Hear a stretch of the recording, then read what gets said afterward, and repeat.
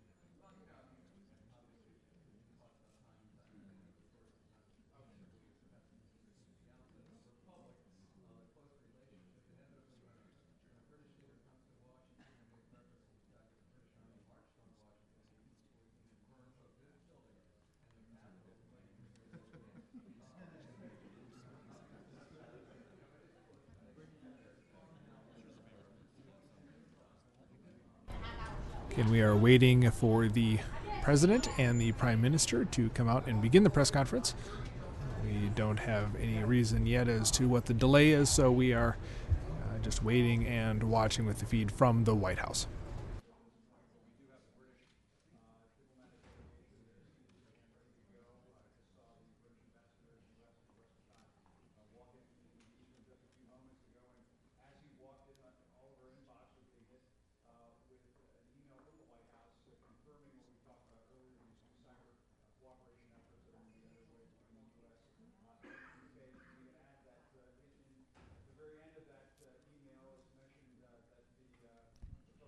Ladies and gentlemen, this is your 2-minute warning.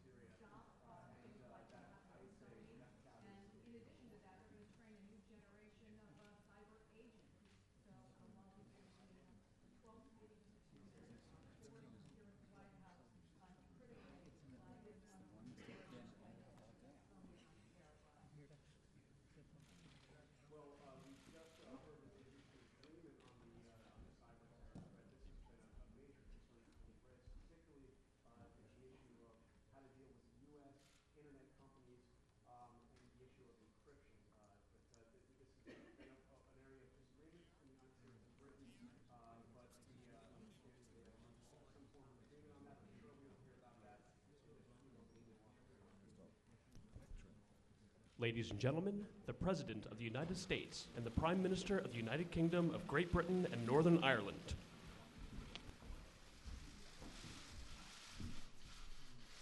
Please have a seat. Good afternoon, everybody.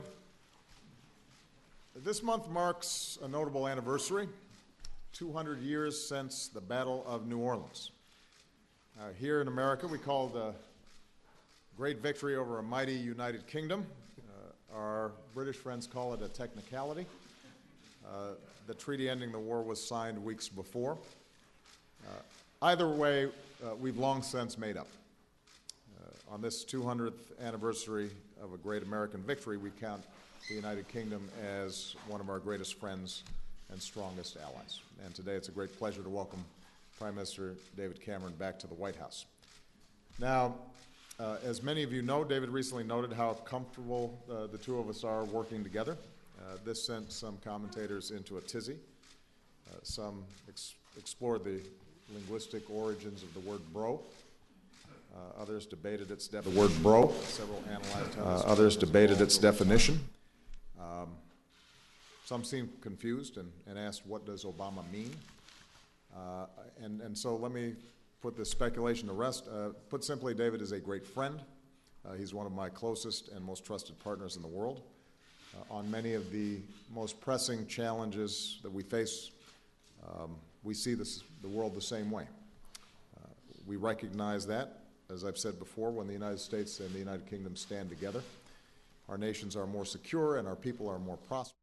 Our nations are more secure and our people are more prosperous, and the world is safer and more just. Great Britain is our indispensable partner, and David has been personally an outstanding partner, and I thank you for your friendship. With both of our economies growing, and tonight to discuss how we can help create more jobs for our people.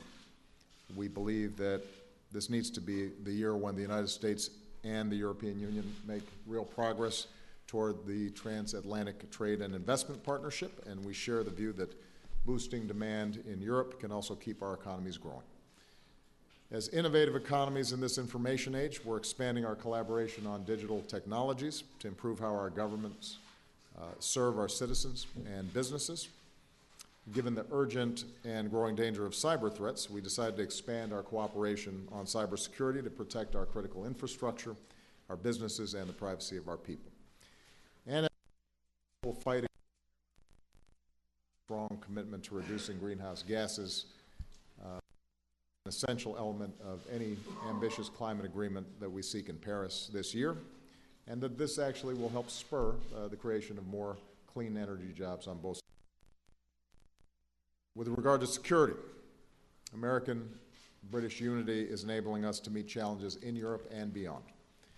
We agree on the need to maintain strong sanctions against Russia until it ends its aggression in Ukraine, and on the need to support Ukraine as it implements important economic and democratic reforms. We agree that the international community needs to remain united as we seek a comprehensive diplomatic solution to prevent Iran from obtaining a nuclear weapon. And I'd add that additional sanctions on Iran at this time would undermine that international unity and set back our chances for a diplomatic solution. And as the two leading contributors to the global response to Ebola in West Africa, we urge the world to continue stepping up with the resources that are required so that we don't simply stop this disease, we do more to prevent future epidemics. Now, much of our discussion obviously focused on the continuing threat of terrorism. And in the wake of the vicious attacks in Paris, as well as the news surfacing out of Belgium today, we continue to stand unequivocally, not only with our French friends and allies, but with also all of our partners who are dealing with this scourge. I know David joins me when I say that we will continue to do everything in our power to help France seek the justice that is needed, and that all our countries are working together seamlessly to prevent attacks and to defeat these terrorist networks. With our combat mission in Afghanistan over, we're also focused with our NATO allies on advising and assisting and equipping Afghan forces to secure their own country and to deny al-Qaeda any safe haven there. We'll continue to count on our British allies as one of our strongest counterterrorism partners, whether it's helping countries fight back against al-Qaeda affiliates or Boko Haram in Nigeria. We reviewed our coalition's progress against ISIL. We are systematically taking out their fighters. We're destroying their infrastructure. We are putting them on the defensive and helping local forces in Iraq push these terrorists back. And David and I agree that we need to keep stepping up the training of Iraqi forces and that we're not going to relent until this terrorist organization is destroyed. Now, the Paris attacks also underscored again how terrorist groups like al-Qaeda and ISIL are actively trying to inspire and support people within our own countries to engage in terrorism. I led a special session of the United Nations Security Council last fall to rally the world to meet the threat of foreign terrorist fighters, including coming from Syria. David and the United Kingdom continue to be strong partners in this work, including sharing intelligence and strengthening border security. At the same time, we both recognize that intelligence and military force alone is not going to solve this problem, so we're also going to keep working together on strategies to counter violent extremism that radicalizes, recruits, and mobilizes people, especially young people, to engage in terrorism. And local communities, families, neighbors, faith leaders have a vital role to play in that effort. We also look forward to welcoming our British friends to our summit next month on countering violent terrorism, because whether in Europe or in America, a critical weapon against terrorism is our adherence to our freedoms and values at home, including the pluralism and the respect and tolerance that defines us as diverse and democratic societies. And finally, I want to take this opportunity to publicly congratulate David on last month's Stormont House agreement. It's a tribute to the courage and determination of everyone involved, especially the leaders of Northern Ireland as well as the governments of Ireland and the United Kingdom. The United States was pleased to play a small role in achieving this agreement, and we're going to keep doing what we need to do to support the peace process and a better future for the people of Northern Ireland. So with that, let me turn it over to my good friend David Cameron. Well, thank you very much, Barack, and thank you for welcoming me again to the White House. You are a great friend to Britain and to me personally. As leaders, we share the same values, and as you said, on so many issues, we see the world in the same way. And most of the time, we speak the same language. In the last 6 years since you became president, and in the nearly 5 since I've been prime minister, we've faced some big issues on our watch. And those challenges have boiled down to one word: security. Economic security, the jobs and the living standards of our citizens, and national security, the ability of our peoples to live safely and in peace. And at the heart of both issues are the values that our countries cherish: freedom of expression, the rule of law, and our democratic institutions. Those are the things that make both our countries strong and which give us confidence that even in the midst of the most violent storms, with strong leadership, we will come through to safer, to calmer, and to brighter days. During your presidency, you've had to deal with the aftermath of a massive banking crisis and a deep recession. When I became Prime Minister, Britain had the highest budget deficit in its peacetime history. Our economy was in grave peril. 5 years ago, we had 110,000 troops serving together in Afghanistan. Thanks to their efforts, today it is Afghan forces taking responsibility for security in their country. But we continue to face difficult times for the world. First and foremost, we have to deal with the warning lights flashing in the global economy. Weak growth in the Eurozone, a slowdown in emerging markets. That is why it is vital for our shared prosperity that we both stick to the long-term economic plans that we've set out. We agreed that 2015 should be a pivotal year for an ambitious and comprehensive EU-US trade deal, which could benefit the average household in Britain by £400 a year. The UK is now the top destination for American foreign investment, with 500 projects last year providing 32,000 jobs. And America is the UK's biggest trade partner, with exports worth nearly £90 billion. We want to build on this, so our message on the economy today is simple. We are going to stick to the course, because seeing through our economic plans is the only sustainable way to create jobs, to raise living standards, and to secure a better future for hard-working people. Now, Britain and America both face threats to our national security from people who hate what our countries stand for and who are determined to do us harm. In recent weeks, we've seen appalling attacks in Paris, in Peshawar, in Nigeria. The world is sickened by this terrorism, so we will not be standing alone in this fight. We know what we're up against, and we know how we will win. We face a poisonous and fanatical ideology that wants to pervert one of the world's major religions, Islam, and create conflict, terror, and death.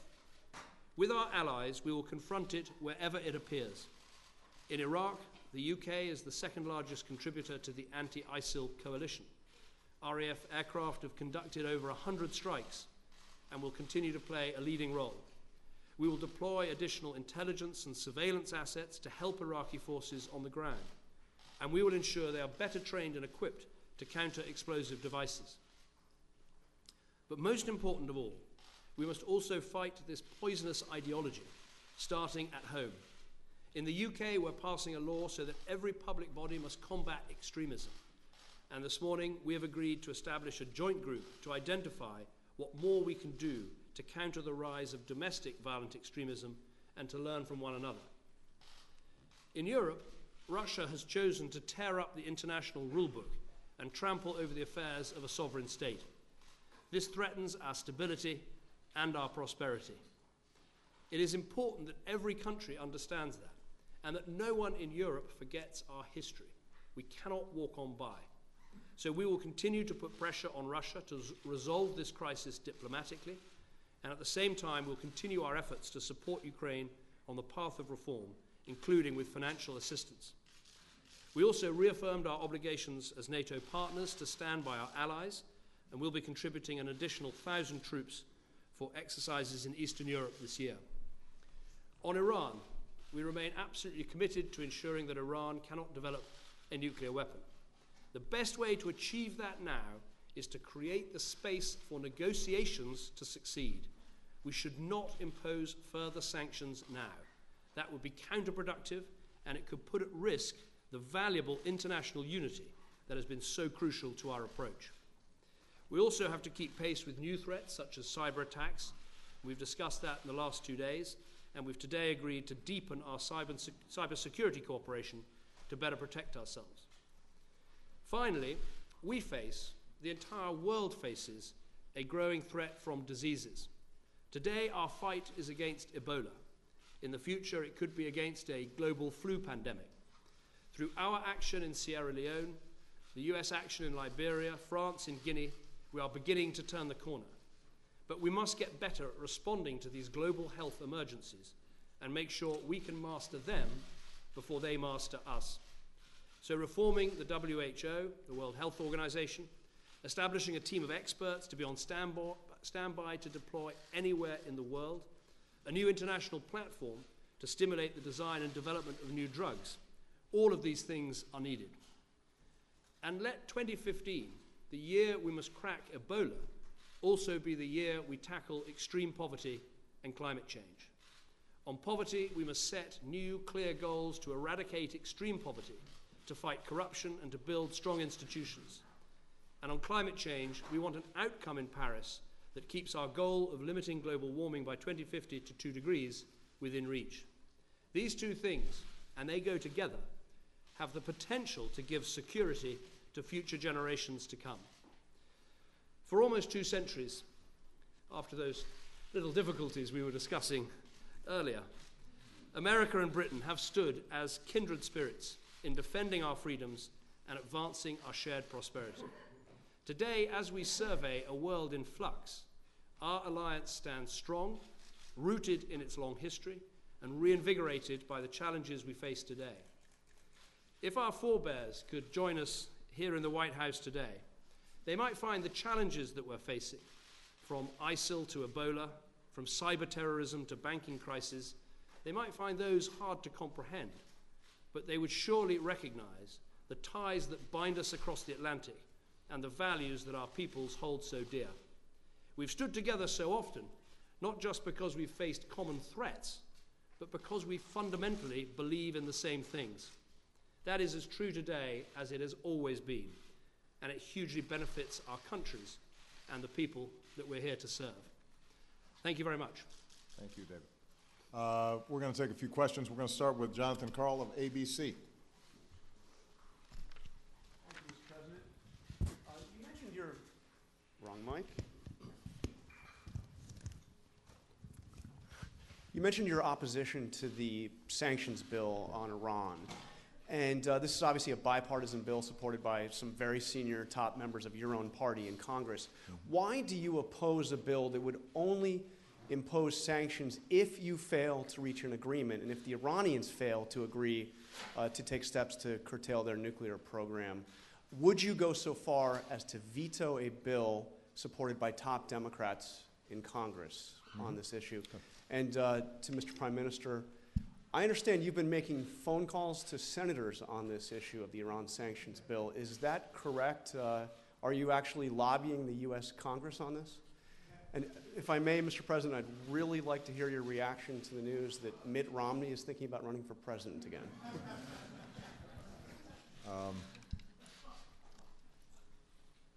On your last question,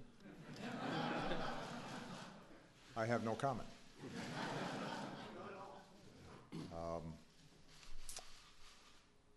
On your first question, when I came into office, I made a commitment that Iran would not obtain a nuclear weapon, that we would do everything we could to prevent that.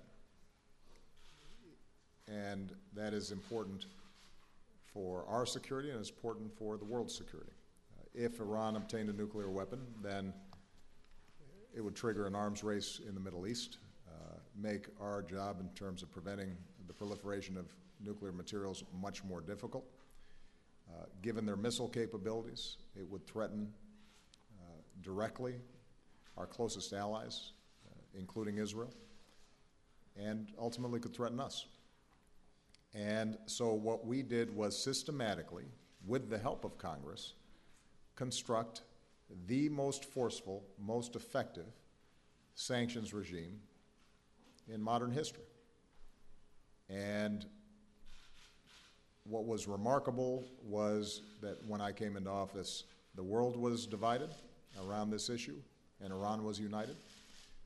And through some very strong diplomatic work, we united the world and isolated Iran. And it's because of that work that we brought them to the negotiating table, not for posturing, not for meetings that lead nowhere, but to a very hard-nosed, nuts and bolt discussion of their nuclear program. Now, the interim deal that we entered into also froze progress on their nuclear program, rolled back, in some cases, the stockpiles of material that they had already accumulated, and provided us insight into their program that was unprecedented. We have people on the ground who are able to verify and inspect and tell us what exactly is going on. That's not just our assessment. That's the assessment of intelligence services around the world, including the Israelis. So the agreement is held, and the negotiations have been serious. We have not lost ground. Iran has not accelerated its program during the time these negotiations have taken place. In fact, Iran's program has not only been in abeyance, but we've actually made gains in rolling back some of the stockpiles that they had. Now, we have on the table currently a series of negotiations over the next several months to determine whether or not Iran can get to yes. And what's been remarkable is the unity that we have maintained with the world in isolating Iran and forcing them to negotiate in a serious way. The P5+1s includes not only China, but also includes Russia. And they have continued to cooperate with us in setting forth positions that would give us assurances that Iran was not developing a nuclear weapon. Now, I've always said that the chances that we can actually get a diplomatic deal are probably less than 50-50. Iran is a regime that is deeply suspicious of the West, deeply suspicious of us. In the past, they have surreptitiously and secretly advanced aspects of this. We have huge differences with them on a whole range of issues. But if, in fact, we still have an opportunity to get a diplomatic deal that provides us verifiable assurances that they are not developing a nuclear weapon, that is the best possible outcome that we can arrive at right now. And the question I had for members of Congress, including those folks in my own party, is why is it that we would have to take actions that might jeopardize the possibility of getting a deal over the next 60 to 90 days? What is it precisely that is going to be accomplished? I can tell you what the risks are, and I think David shares my assessment here. Under the interim deal that brought Iran to the table, we were not supposed to initiate new sanctions. Now, you'll hear arguments that, well, these technically aren't new sanctions, they're simply laws putting in place the possibility of additional sanctions. I assure you that is not how Iran would interpret it or our partners would interpret it. So the likelihood of negotiations collapsing is very high. And if that happens, there is no constraint on Iran at that point going back and doing exactly what it had been doing before they came to the table, developing a heavy water reactor that, once built, is extraordinarily difficult to dismantle and very difficult to hit militarily, going back at underground facilities that are very hard to reach militarily, accelerating advanced centrifuges that shorten the time span in which they can achieve breakout capacity. And they would be able to maintain that the reason that they ended negotiations was because the United States was operating in bad faith and blew up the deal. And there would be some sympathy to that view around the world, which means that the have in place now would potentially fray, because imposing these sanctions are a number of countries around the world. They would love to be able to buy Iranian oil. And the reason that they've hung in there, despite it being against their economic interests, is because we have shown that we are credibly trying to solve this problem and avert some sort of military showdown. Now, in that context, there is no good argument to try to undermine the negotiations until they've played themselves out. Now, if Iran ends up ultimately not being able to say yes, if they cannot provide us the kind of assurances that would lead myself and David Cameron and others to conclude that they are not obtaining a nuclear weapon, then we're going to have to explore other options, and I will be the first one to come to Congress and say we need to tighten the screws. And by the way, that's not the only options that are going to be available. I've consistently said we leave all options on the table. But Congress should be aware that if this diplomatic solution fails, then the risks and likelihood that this ends up being at some point a military confrontation is heightened. And Congress will have to own that as well. And that will have to be debated by the American people. And we may not be able to rebuild the kind of coalition we need in that context if the world believes that we were not serious about negotiations. So I take this very seriously, and I don't question the good faith of some folks who think this might be helpful, but it's my team that's at the table. We are steeped in this stuff day in, day out. We don't make these judgments blindly. We have been working on this for 5, 6, 7 years. We consult closely with allies like the United Kingdom in making these assessments. And I'm asking Congress to hold off because our negotiators, our partners, those who are most intimately involved in this, assess that it will jeopardize the possibility of providing a diplomatic solution to one of the most difficult and long-lasting national security problems that we've faced in a very long time. And Congress needs to show patience.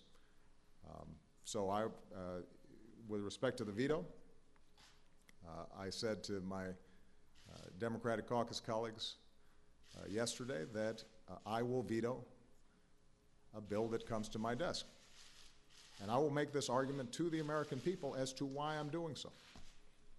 And I respectfully request them to hold off for a few months to see if we have the possibility of solving a big problem without resorting potentially to war. And I think that's worth doing.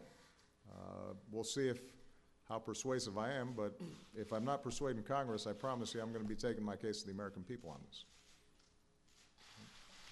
I think the big picture is very clear. The sanctions that America and the European Union put in place have had an effect. That has led to pressure. That pressure has led to success. And I would argue with the President, how much better is that than the other potential outcomes? And that is what we should be focusing on. But to answer you very directly, yes, I have contacted a couple of senators this morning, and I may speak to one or two more this afternoon, not in any way as British Prime Minister to tell the American Senate what it should or shouldn't do. That wouldn't be right. But simply to make the point, as a country that stands alongside America in these vital negotiations, that it's the opinion of the United Kingdom that further sanctions or further threat of sanctions at this point won't actually help to bring the talks to a successful conclusion, and they could fracture the international unity that there's been, which has been so valuable in presenting united front to Iran.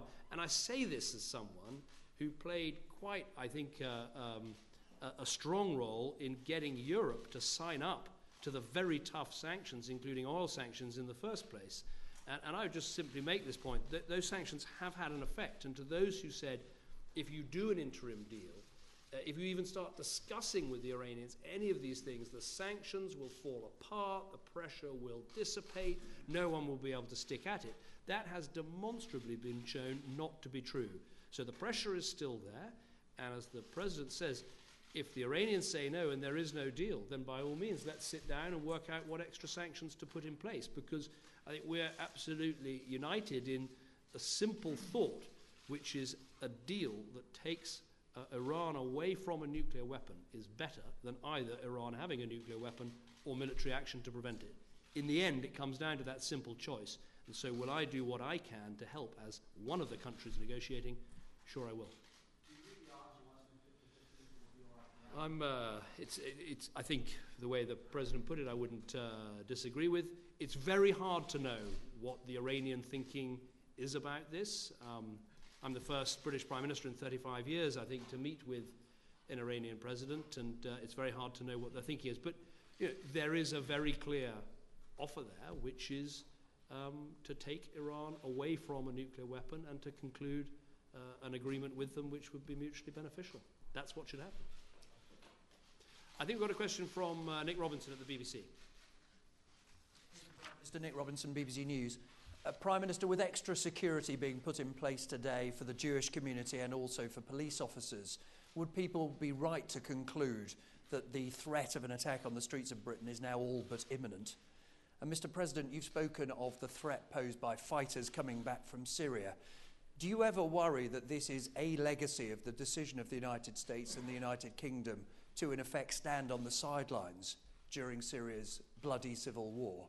And if I may briefly, if you'll forgive me, on the economy, you said you agree. Is he right? Is it time to stick to the plan?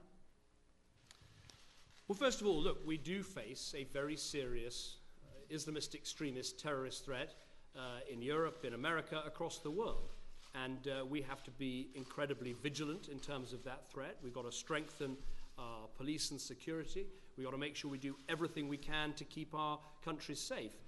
And that involves an incredibly hard, long-term, patient, disciplined approach. There is no single simple thing that needs to be done. It means closing down the ungoverned spaces that the terrorists operate in. It means working against ISIL in Iraq and Syria. It means countering this poisonous, fanatical death cult of a narrative that is perverting the religion of Islam. It means working together with our oldest and best partners so that we share intelligence and security and we try and prevent terrorist atrocities from taking place. It means all of these things, and it is going to be a long, patient and hard struggle. I'm quite convinced we will come through it and we will overcome it, because in the end, the values that we hold to, of freedom, of democracy, of having open and tolerant societies, these are the strongest values there can be. And in the end, we will come through. But like some of the challenges our countries have faced together in the past, it will take great discipline, great patience, great hard work. You asked specifically the question about imminence. We have a system in the United Kingdom where threat levels are set by the Joint Terrorism Assessment Centre. They're not set by politicians. They have judged that the threat we face is severe. That means, in their words, that an attack is highly likely.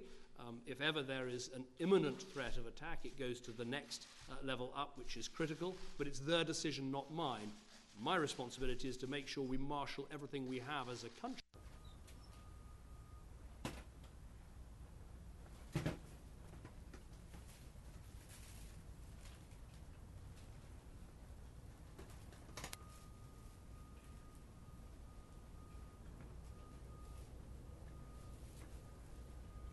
To help protect Jewish schools. But I think we have to recognize in fighting terrorism, as we found in Britain before, you cannot simply rely on policing and security. This is a job for everyone. This is a role that we're all going to have to play in the vigilance and in making sure that we keep our communities safe. With respect to Syria and the connection to foreign fighters, there is no doubt that in the chaos and the vacuum that's been created in big chunks of Syria, that's given an opportunity for foreign fighters to both come in and come back out. And I chaired a UN Security Council meeting, and we are now busy working with our partners to implement a series of actions to identify who may be traveling to Syria in order to get trained to fight or to hatch plots that would be activated upon return to their home countries. So it's a very serious problem. The notion that this is occurring because the United States or Great Britain or other countries stood on the sidelines, I think is, first of all, mischaracterizes our position. We haven't been standing on the sidelines. It's true we did not invade Syria. If the assertion is that had we invaded Syria, we would be less prone to terrorist attacks. I'll leave it to you to play out that scenario and whether that sounds accurate. We've been very active in trying to resolve a tragic situation in Syria, diplomatically, through humanitarian efforts, through the removal of chemical weapons from Syria that had been so deadly. And now, as ISIL has moved forward, we've been very active in degrading their capabilities inside of Syria, even as we're working with partners to make sure that the foreign fighter situation is resolved. But I think David's point is the key one. This phenomenon of violent extremism, the ideology, the networks, the capacity to recruit young people, this has metastasized and it is widespread and it has penetrated communities around the world. I do not consider it an existential threat. As David said, this is one that we will solve. We are stronger.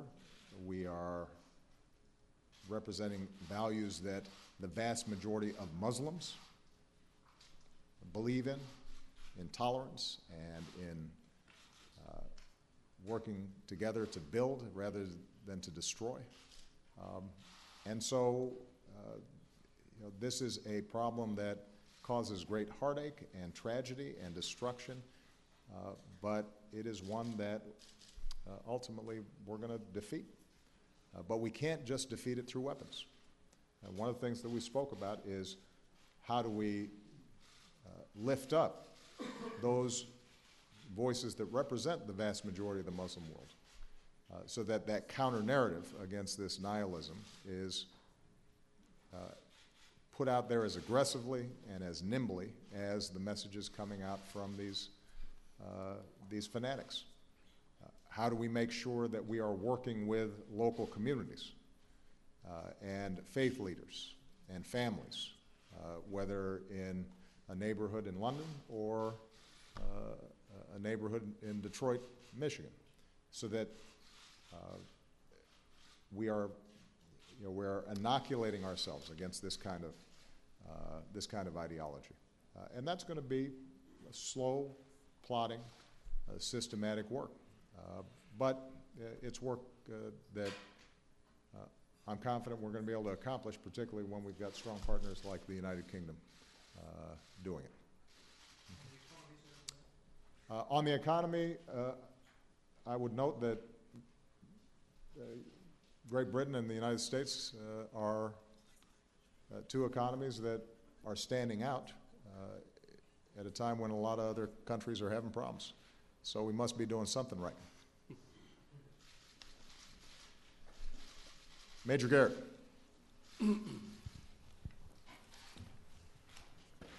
Thank you, Mr. President. Good afternoon, Mr. Prime Minister. Good afternoon to you, sir.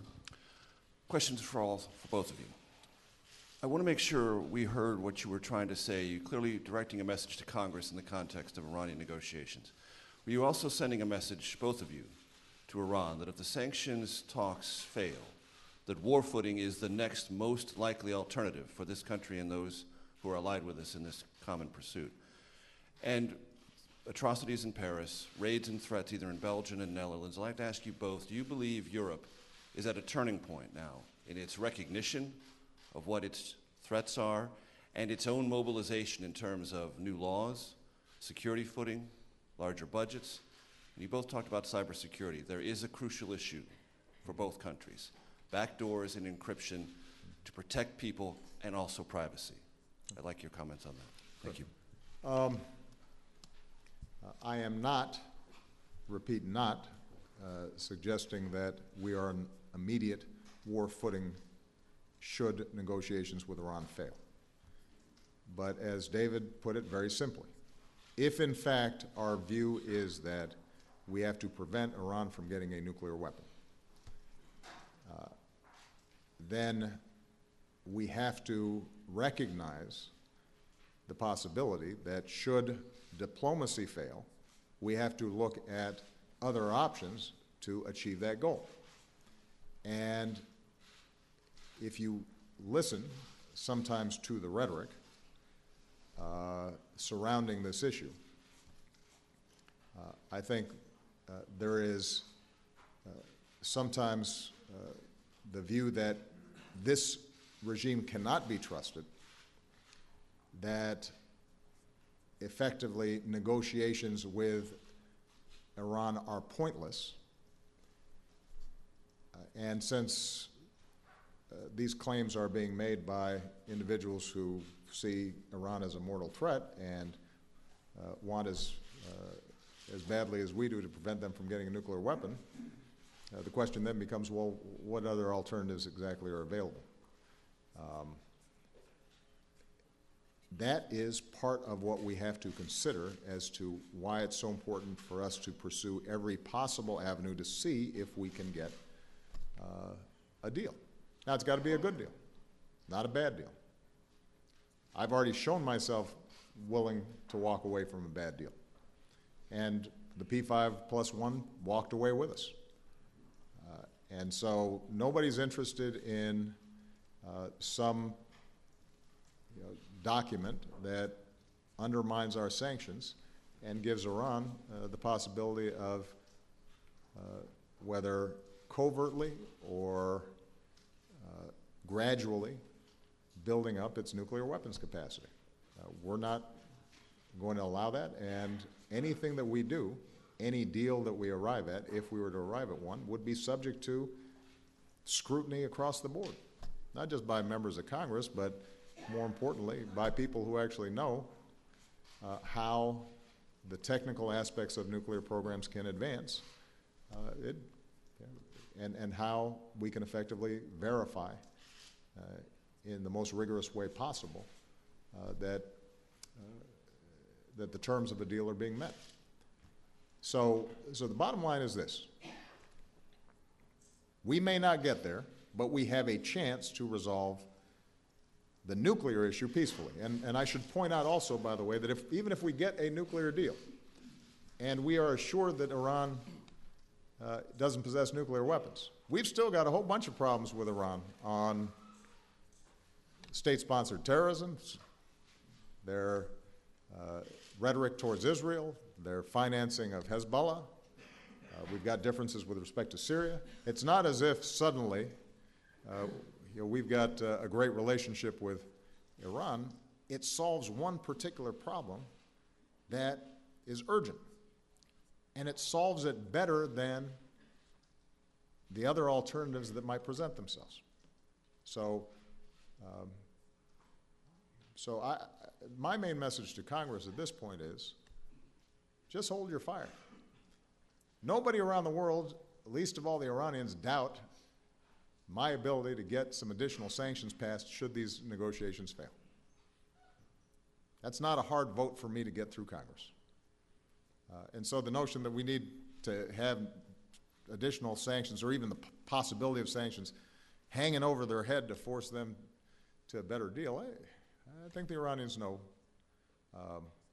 that is certainly in our back pocket if the negotiations fail. With respect to violent extremism. My impression is that Europe has consistently taken this seriously. During the course of my presidency, we have worked collaboratively and with great urgency, and a recognition that not only do you have foreigners who may be trying to hatch plots in Europe, but that given large immigrant populations, it's important to reach out to and work with local communities and to have a very effective intelligence and counterterrorism cooperation between countries and between the United States and Europe. There's no doubt that the most recent events has amplified those concerns. I think one of the things that I've learned over the last 6 years is that there's always more that we can do. We can always do it better. We learn from mistakes. Each incident that occurs teaches our professionals how we might be able to prevent these the next time. I'm confident that the very strong cooperation that already exists with Europe will get that much better in the months and years to come.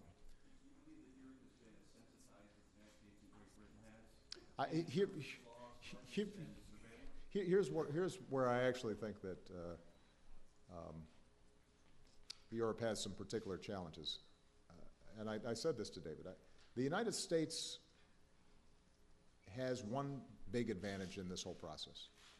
And it's not that our law enforcement or our intelligence services, et cetera, are so much better, although ours are very, very good, and I think Europeans would recognize that we've got capabilities others don't have. Our biggest advantage, Major, is that our Muslim populations, they feel themselves to be Americans. And there is this incredible process of immigration and assimilation that is part of our tradition that is probably our greatest strength. Now, it doesn't mean that we aren't subject to the kinds of tragedies that we saw at the Boston Marathon, but that, I think, has been helpful. There are parts of Europe in which that's not the case, and that's probably the greatest danger that Europe faces, which is why as they respond, as they work with us to respond to these circumstances, it's important for Europe not to simply respond with a hammer and law enforcement and military approaches to these problems, but there also has to be a recognition that the stronger the ties of a North African or a Frenchman of North African descent to French values, French Republic, a sense of opportunity, that's going to be as important, if not more important, in over time solving this problem. And I think there's a recognition of that across Europe, and it's important that we don't lose that. The last point I'll make, and then I'll turn it over to David, is with respect to the issue of intelligence gathering, signal intelligence, encryptions, this is a challenge that we have been working on since I've been president. Obviously, it was amplified when Mr. Snowden did what he did. It's gone off the pages of the front pages of the news, but we haven't stopped working on it, and we've been in dialogue with companies and have systematically worked through ways in which we can meet legitimate privacy concerns, but also meet the very real concerns that David's identified and my FBI director, Jim Comey, identified. Social media and the internet is the primary way in which these terrorist organizations are communicating. Now, that's no different than anybody else, but they're good at it, and when we have the ability to track that in a way that is legal, conforms with due process, rule of law, and presents oversight, then that's a capability that we have to preserve. And the biggest damage that was done as a consequence of the Snowden disclosures was, I think, in some cases, a complete undermining of trust. Some would say that was justified. I would argue that that although there are some legitimate concerns there, overall the United States government and, from what I've seen, the British government have operated in a scrupulous and lawful way to try to balance these security and privacy concerns. And we can do better, and that's what we're doing. But we're still going to have to find ways to make sure that if an al-Qaeda affiliate is operating in Great Britain or in the United States, that we can try to prevent real tragedy. And I think the companies want to see that as well. They're patriots. They have families that they want to see protected. We just have to work through, in many cases, what are technical issues. So it's not so much that there's a difference in intent, but how to square the circle on these issues is difficult. And we're working with partners like Great Britain and the United Kingdom, but we're also going to be in dialogue with the companies to try to make that work. On the Iranian issue, I won't add much to what the President said. I'll just make this point, that I don't think you can characterize it as if there's a deal, then the pressure is off Iran, and if there isn't a deal, new pressure has to be applied to Iran. I mean, even if there is a deal, the key to that deal will be transparency and verification and making sure that this country isn't developing a nuclear weapon, and that will mean repeated pressure even after a deal is done. I think that's very important, and I would absolutely back up what Barak says about recognizing that in so many other ways we have some major disagreements with what the Iranians have been doing. I mean, Britain has suffered particularly from the appalling way that our embassy and our staff were treated in that country. So, you know, we approach this with a huge amount of skepticism and concern, but the goal in Iran without a nuclear weapon makes these talks worthwhile. On the issue, your question, is this a turning point for Europe in terms of terrorism? I would argue that we turned some time ago.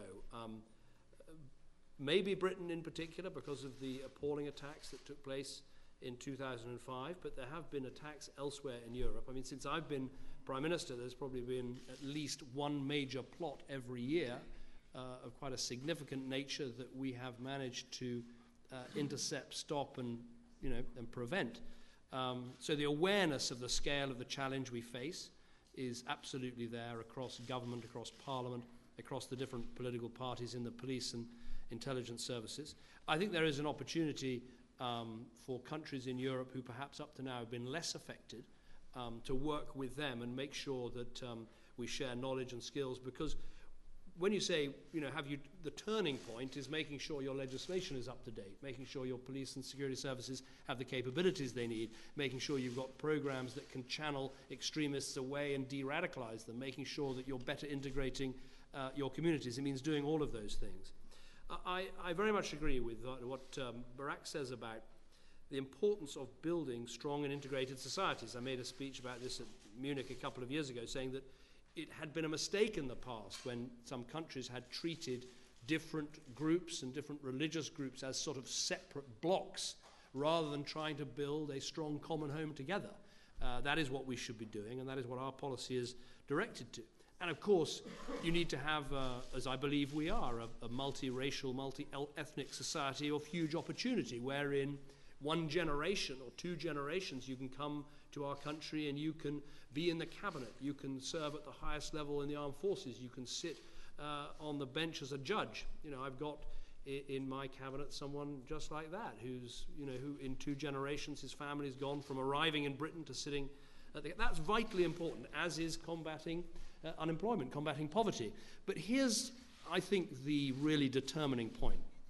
You can have tragically, people who have had all the advantages of integration, who've had all the economic opportunities that our countries can offer, who still get seduced by this poisonous, radical death cult of a narrative. We've seen in recent weeks people who've gone to fight in Syria and who may threaten us here back at home, who've had every opportunity and every advantage in life in terms of integration. So let's never lose sight of the real enemy here, which is the poisonous narrative that's perverting Islam. That is what we have to focus on, recognizing that, of course, we help ourselves in this struggle if we create societies of genuine opportunity, if we create genuine integration between our communities.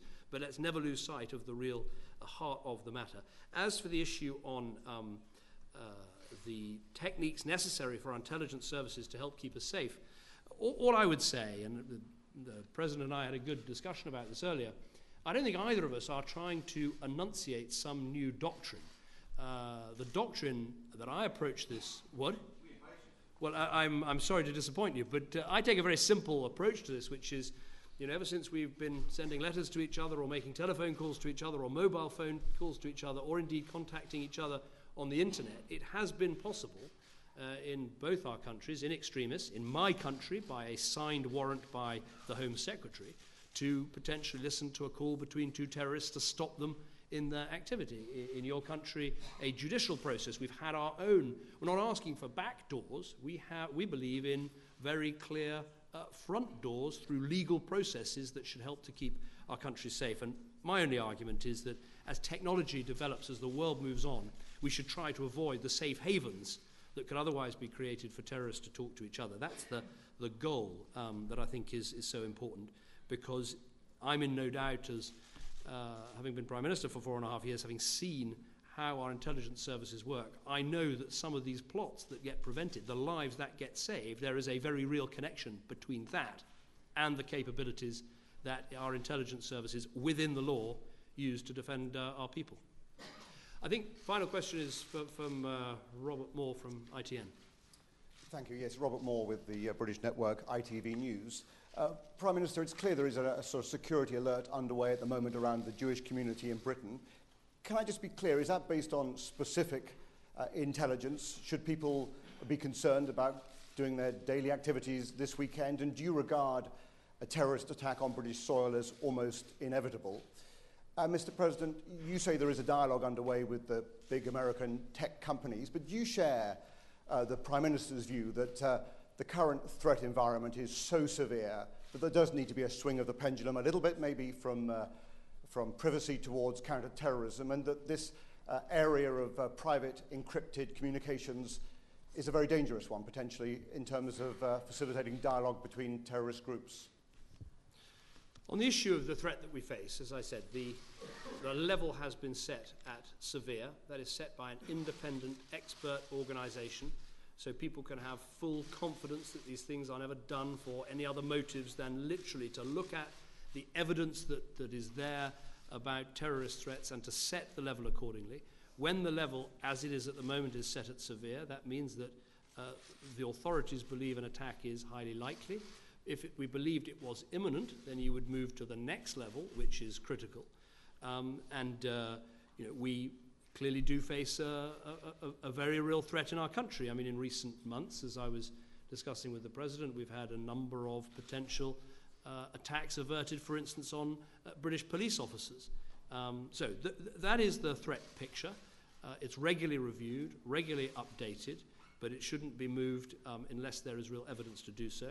In terms of the protection to the Jewish community, and indeed other communities, and indeed to police officers themselves, this is based on what has happened in France, on the whole picture that we see, and it is sensible, precautionary measures to make sure we do what we can to reassure those communities who are all too aware of the threat that they face. And this is a bigger challenge for us. I think one of the most moving sights in Paris was to see so many people holding up signs saying, "Je suis flic, I'm a cop. Je suis juif, I'm a Jew."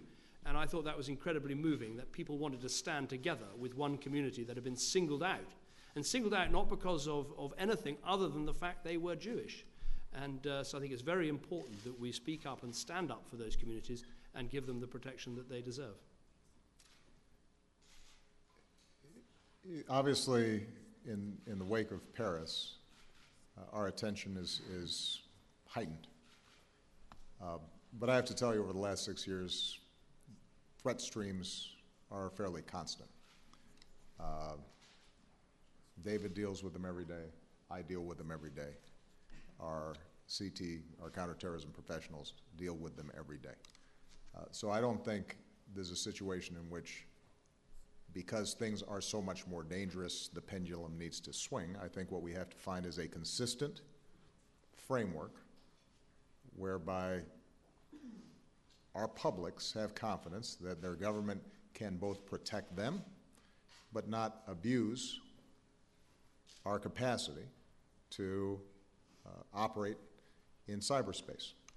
And because this is a whole new world, as David said, the laws that might have been designed for the traditional wiretap have to be updated. How we do that needs to be debated, both here in the United States and in the UK. I think we're getting better at it. I think we're striking the balance better. I think that the companies here in the United States, at least, recognize that they have a responsibility to the public, but also want to make sure that they're meeting their responsibilities to their customers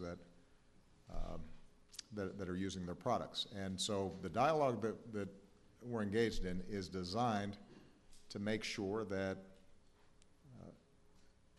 that all of us feel confident that if there is an actual threat out there, our law enforcement and our intelligence officers can identify that threat and track that threat at the same time that our governments are not going around fishing into whatever text you might be sending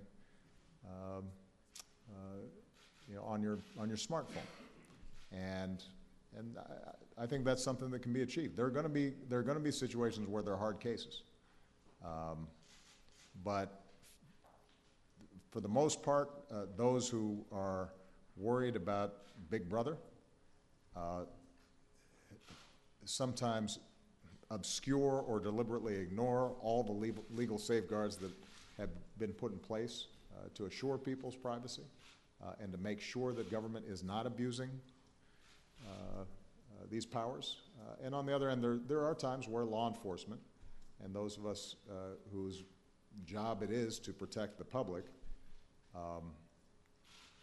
aren't thinking about those problems because we're trying to track and prevent a particular terrorist event from happening. And it's useful to have civil libertarians and others tapping us on the shoulder in the midst of this process and reminding us that there are values at stake as well. And I think that David and I welcome that kind of debate. The technologies are evolving in ways that potentially make this trickier. If we get into a situation in which the technologies do not allow us at all to track somebody that we're confident is a terrorist, if we find evidence of a terrorist plot somewhere in the Middle East that traces directly back to London or New York, we have specific information, we are confident that this individual or this network is about to activate a plot, and despite knowing that information, despite having a phone number, or despite having a social media address or email address, that we can't penetrate that, that's a problem. And so that's the kind of dialogue that we're having to have with these companies. Part of it is a legal issue, part of it is a technical question, but overall, I'm actually confident that we can balance these imperatives, and we shouldn't feel as if because we've just seen such a horrific attack in Paris that suddenly everything should be going by the wayside. We have, unfortunately, this has been a constant backdrop and I think will continue to be for any prime minister or president for some time to come, and we've got to make sure that we don't overreact, but that we remain vigilant and are serious about our responsibilities there. All right? Thank you very much, everybody. Appreciate it. Thank you.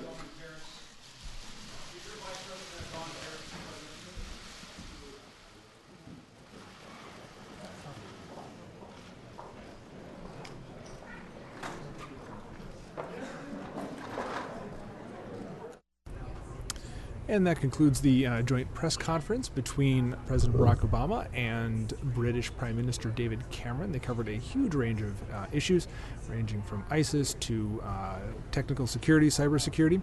And we appreciate you watching and hope you found this valuable. And thank you for watching Fox 10 News Now.